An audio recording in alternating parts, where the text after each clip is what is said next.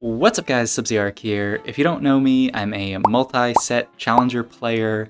Another thing that I do is I coach people. But one of the things that I see my students mess up constantly is the early game. A lot of players know how to copy a comp from a guide or a stats website. Okay, these 7 units, these 8 units, I slot them in, boom, that's my comp, I'm done.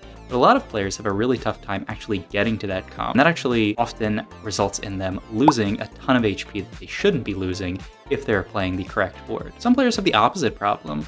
They build strong boards, but they don't actually lose when they're supposed to, which means that they don't generate enough income, which harms their late game ability to create a strong board. Today, I'm going to teach you some fundamental concepts to play the early game like a challenger player. So first, we have Winstreak and Losestreak. Most people understand this, at least at a basic level. Every time you win or lose a fight, it builds towards your streak. This streak generates extra gold, up to an extra 3 gold per round at a streak that is 5 combats or longer. This is the exact same amount of gold you would get as holding 30 gold in your bank. So just think about that. You can make as much gold as if you have 30 gold in your bank by just losing rounds or winning rounds at the correct timing. Isn't that insane? Right as you get through the first few minion rounds, you should start thinking about whether you're going to play for Winstreak or for Losestreak. Reasons to play for Winstreak are 2-star units, really strong early game augments, Electro Charge, built different, Knife's Edge, strong early game synergies like Jade or Bruisers. Reasons to play for a Losestreak include no 2-star units whatsoever, Econ augments like Windfall or Rich Get Richer, Econ synergies like Astral, Lagoon. By using these factors, and by looking at the other people in your lobby, you can usually tell as early as 2-1 if you want to play for Winstreak or Losestreak. Now, this doesn't mean that every single game you're going to win the first 5 or lose the first 5,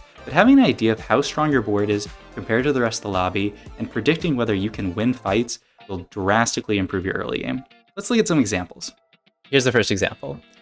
We take Assassin Crown, which gives us a Hand of Justice and an Assassin emblem. We have an Ezreal 2, we can make Set 2. We have the Rengar from the Assassin Crown.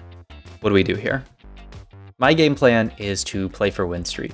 I slam Hand of Justice and Assassin emblem and Protector's Vow, put in the Rengar, build Set 2, and then sell these units and level up for a Senna. This gives us 4 very strong units, gives us the Assassin synergy and Rage Wing here, and we win this round easily. At 2-3, we end up leveling up to put in Dark Flight, and we natural and Aphelios 2-star, so we put that in, sacrifice the Senna to give Dark Flight Essence to these 3 units, and it's an easy 5 streak, an insane win streak pretty much. Second example, we have a Nasus 2 and these units, and we're planning on taking the AFK augment. What do you think we play for this game? Now, this is actually a really interesting example. We end up slamming Giant Slayer on Ezreal because he's a really good early item holder, playing the Nasus 2, the Ezreal with Giant Slayer, and the Jax. What happens is we actually win the first 3 rounds. It's pretty insane, but we win all of them, which leaves us on a 3 streak here.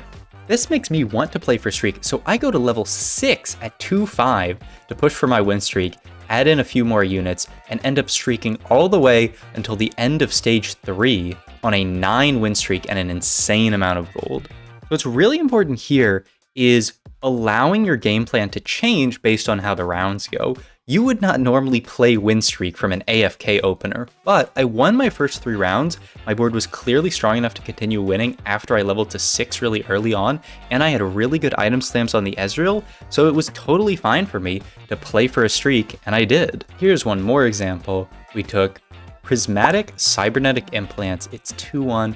We have an Olaf, and we have the opportunity to put in Astrals if we want to. What we end up doing is putting in Astrals and slamming items on them. But something interesting happens here. I want to play for Losestreak by solo frontlining Olaf so that he will die in most of these combats, but we end up winning the first combat. Now, what do we do from this position? Do we play for Winstreak or do we play for Losestreak? Actually, we still play for Losestreak. Our board isn't strong enough to actually win a ton of fights, and we lose the next 2 fights. This makes us really want to play for Losestreak, and when we get to 2-5, we actually take out Yone and put in Skarner so that we can continue to play for Losestreak and lose the final fight to gain extra econ. Once we figure out what kind of streak we're going to play for, we need to take actions that are going to help us continue that streak. So for Winstreak, this is things like early leveling, going level 4 on 2-1 and then level 2 on 2-2 or 2-3. This is also things like slamming items, just using whatever components you have and building the best item that you can on the best unit that you can. More on that later. For Lost Streak, this is things like leaving items on our bench, killing as many units as possible, and positioning so that we are guaranteed to lose a round. Now, those last two are actually very important, so let's go into them. First, killing as many units as possible.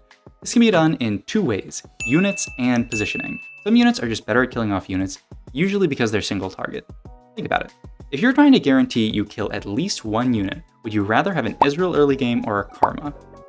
It's always going to be the Ezreal. The Ezreal is single target damage, so in a fight where you're going to try to kill one unit, Ezreal can often focus down one unit, whereas Karma is going to spread her damage across the entire enemy team, getting, say, the entire enemy team to have HP, but killing no one. Another thing you can do is position so all of your units focus fire down the same unit. This is usually done by putting all of your units on one side of the board, usually a carry on the third hex instead of on the fourth row. This will make it so both of our backliners focus down the same frontliner so that we can kill at least one unit in the early game. You can combine this with scouting to find people with weak front lines, because usually at this phase of the game, people are going to have at least one-star unit in their front line, and you can position to kill that. The other concept is guaranteeing that you lose a round. Now, this is an extreme measure to Lost Streak. I don't think you should just at 2-1 take out your strong units or position all your units in a really weird way. But once you're on a 3 loss streak or a 4 loss streak, it becomes very important to continue that loss streak. If you're on a 4 loss streak, then losing the final combat in stage 2 represents 3 gold for that combat for continuing your streak, 3 gold because your streak will continue on Krugs, and then another 3 gold for every single combat that you lose after that. This means that if you accidentally win the last fight instead of lose it, you can be out 10 gold or more just from that single combat. And also, this is early game gold, which means that gold is going to snowball you into late game. So that can actually mean the equivalent of like 15 gold if you mess up just this one singular round. When you're on a 3 or 4 loss streak, you need to scout your opponents and ensure that you lose a round. You can either backline your front line, so just ensure that your units die, or you can even take out your carries or itemized units. If you have, say, a Nidalee 2-star, you can take that out for a Nidalee 1-star to guarantee that you lose that fight and keep your loss streak. Our next concept is playing for strongest board. Now, this is a way of playing for win streak, and it's a concept that almost everyone struggles with, myself included. The basic idea is that every time you see a new shop, you need to consider if every single unit in that shop would make an improvement onto your current board. This can often mean changing out multiple units, and sometimes even changing your entire board based on a unit that you see in a shop. This is really important. Do not get married to your board. A lot of people create an early board and then just stick with that throughout the entire game because they're too lazy to think about all of the different permutations that they could create. But very often, you're given a stronger board in your shops, you just don't see it. You can literally make your board stronger without rolling whatsoever. It's free to make your board better. This is how high-elo players manage to win streak during stage 2 and stage 3 so frequently. They see every possible board they can play based on the units in their shop, put them together to form the strongest board possible and win streak. Oftentimes, during stage 2, this means just playing 2-star units, even if they don't give you any synergies, because the raw power of a 2-star unit is very strong during stage 2. Another really important concept early game is making Econ. I see a ton of players holding way too many units on their bench, preventing them from making early gold. And this can result in you losing a ton of gold late game, because like I was talking about earlier, Econ snowballs. 10 gold gives you an extra gold, which helps you make 20, which gives you an extra 2 gold, which helps you make 30. You get the idea. The main Econ thresholds that I try to abide by are 10 gold by 2-3 and 20 gold by 2-5. Now, you don't have to do this every single game. There will be some games where you want to play really aggressive and level to 5 at 2-3, so obviously you're not going to make 10 gold in that circumstance. But most games you should be making these Econ thresholds, if not making more gold than that. This also often means committing to an early game comp by 2-3. The mistake I see a lot of people making is holding a ton of pairs at 2-3, saying, okay, well, if I hit this one, then I can play this comp. If I hit this one, then I can play this comp.